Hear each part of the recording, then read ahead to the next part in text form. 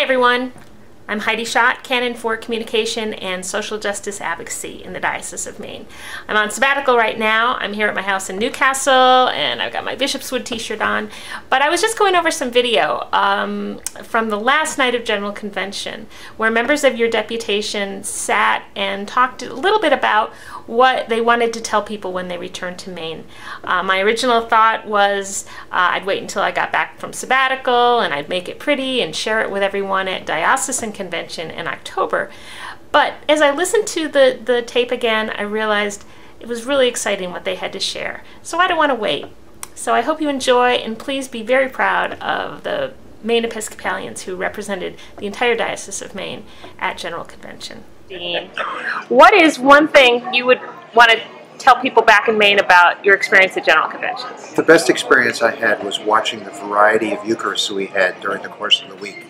From jazz to Hispanic to Asian American, the variety and beauty of our worshiping together from where we come is just priceless for me. Mary Lee. This morning, our presiding bishop-elect said, go. Not yet, but go. Deacons have t-shirts that say that on the back, because that's what we get to say at every service. At the end is, go into the world to serve. And we have a new presiding bishop-elect who was inviting everybody into diaconal ministry. And that is really exciting. Ben. And it was Jesus-centered. I think the new presiding bishop who was unashamedly Christian, enthusiastically Christian, and how our chaplain was so wonderful and got us to sing and got us to move and got us to pray, and that set the whole tone. It was a positive tone. It's a church that's alive, that's moving to the future. I mean, after this convention, I had a sense of the hope. This is a church going places, and it's exciting, and it's happening. Nina. Okay, so go with the same theme. I got to be involved in some legislation and got to go sit in a room that was talking about studying stuff and got to say, what if we actually did something? And this was a convention that was unafraid to say, yeah, we're going to go do something. And I changed a bunch of language and we passed a resolution to act. And that to me is really, really exciting, and I can't wait to see what happens because we did.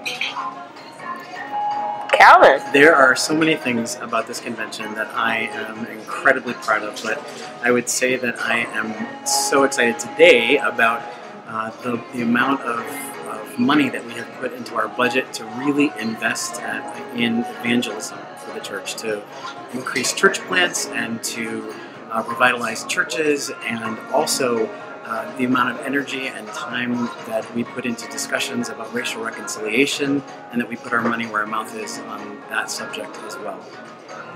I think one of the things that struck me profoundly, both in worship and in the legislative sessions, was the clear presence of the Holy Spirit. We were guided and embraced by prayer, and we tackled some very tough subjects with an incredible amount of dignity and respect. And then to be reminded by the new presiding bishop-elect that we are the Jesus movement made us unable to go out, as far as I'm concerned, and not act. And Mark.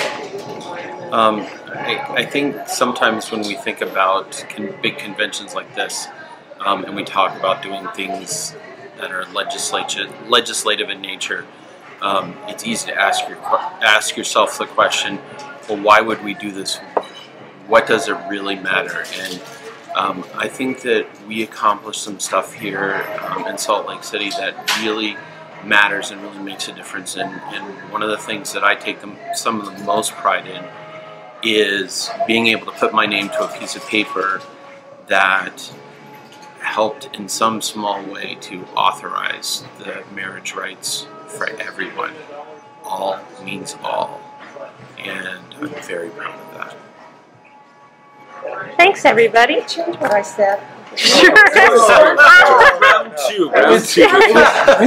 Okay, well, I just want to say, Pull my hair first. no, I just came in. We heard all the stuff about taking risks, and I was afraid that we were, as somebody said, the frozen chosen. We weren't going to take those risks, and we did risky stuff, and we passed it.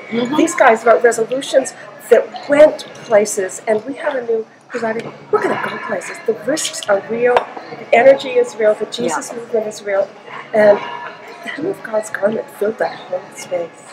What was the line? What was the line that watch out if the Episcopal Church ever wakes up? If the Episcopal Church ever wakes up, look out. Look out. We're waking up. We're waking up. We're waking Say it. We're definitely waking up. You are. Thanks be to God. Thanks be to God. Yo, yo, yo. Yo, yo, yo, yo, yo.